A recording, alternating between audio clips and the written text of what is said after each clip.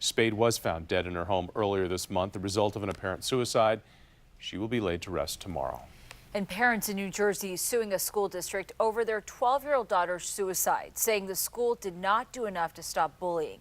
Mallie Grossman took her own life just over a year ago. Her parents say some of her classmates had tortured her for months. Despite demanding action from the school, they say nothing at all was done. The poor behavior and the poor decisions that these children make, it's still continuing. These children have not changed. Mallory's parents say school officials told them not to file a formal complaint and place the bulk of the responsibility on their daughter. Well, former Archbishop of Washington, Cardinal Theodore McCarrick, removed from priestly duties after an allegation that he sexually abused a teenager. Now, the abuse allegedly happening in New York nearly 50 years ago. McCarrick says that he's innocent. The Vatican will be making a final ruling. And this is fascinating, a rare find in Manassas. Crews uncovering the remains of two Civil War soldiers that they discovered was made back in 2014, but just announced today. In fact, that's we're talking 1861. This is an old find. Anthropologists believe that the men were between the ages of 25 and 34 years old, and they believe that they were wounded during the unsuccessful Union attack at Deep Cut. A field surgeon likely determined that they were just too injured to survive and then just left them there. Their remains will be buried at Arlington National Cemetery in coffins made from a battlefield tree. New at 11, a three-peat for the women of the Washington Press Corps at tonight's Congressional Women's Softball game. The press team beating members of Congress for the third straight year, 5-0 in 5 innings. After all that rain cut the game short. It does raise money for young women with breast cancer. World Cup fans, they're having the time of their lives in Russia. Yes, they are. They're celebrating so much that they're drinking parts of Moscow dry, if you even thought that possible. Bars and restaurants say they're running low or out of beer, almost to the point where they don't have any more.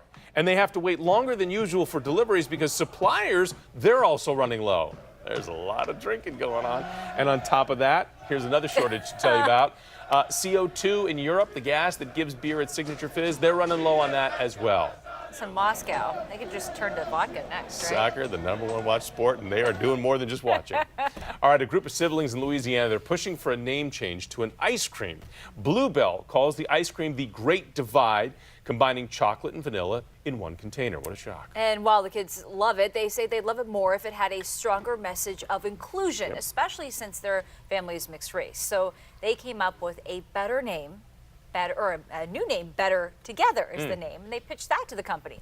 Bluebell replied, telling the kids they love that message. They have not said yet whether or not that name will change, but good for them for writing in about it also. Well, and it's common sense, too, because those two flavors, when you mix them together, they are delicious. They're better together.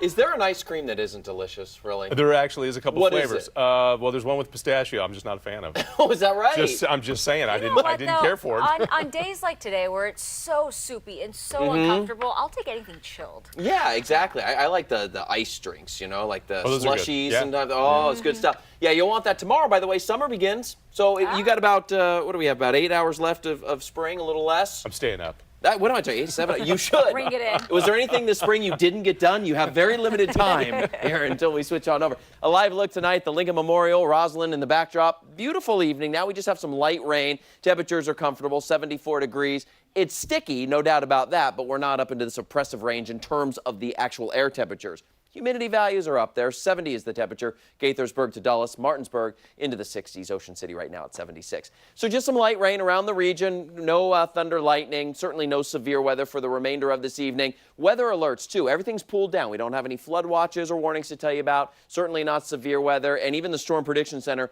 dropped any of that severe category. We're just in the general thunderstorms risk. Not totally out of the question to hear a stray rumble of thunder out there, but generally things are drying out tonight. So tomorrow morning, you'll wake up with a fair amount of cloud cover, a few lingering showers on your day. 6:07, by the way, tomorrow morning. That's officially the summer solstice. That's when the Earth, the sun, is at the highest point in the latitudes over the Tropic of Cancer, and then we get summer that begins now, and that will last for a few months here. We get into your day tomorrow. There is a chance, albeit slight, but a chance for a few passing showers throughout the day. The farther south you are, the greater that chance is going to be.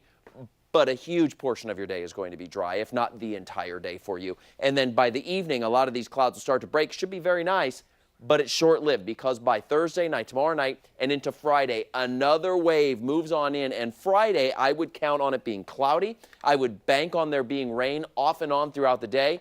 Maybe some thunderstorms, but not a huge chance for that, not severe weather. It's just one of those cloudy, kind of rainy days. If you had any outdoor plans on Friday, maybe you're heading out to Six Flags, you had something you were doing outside, not the best day for it. It's going to be a fairly rainy day off and on throughout the day on Friday. Temperatures will be down, though, so that'll be nice, I suppose. But for tomorrow, an isolated shower or two. Temperatures up into the 80s. Official start to summer, and then, as mentioned, on Friday, we drop it back down into the 70s, and then summer returns again on Saturday, Sunday. A little unsettled over the weekend. A greater chance for storms on Saturday than Sunday. But next week looking really, really nice. You're watching ABC 7 News at 11. We'll be right back.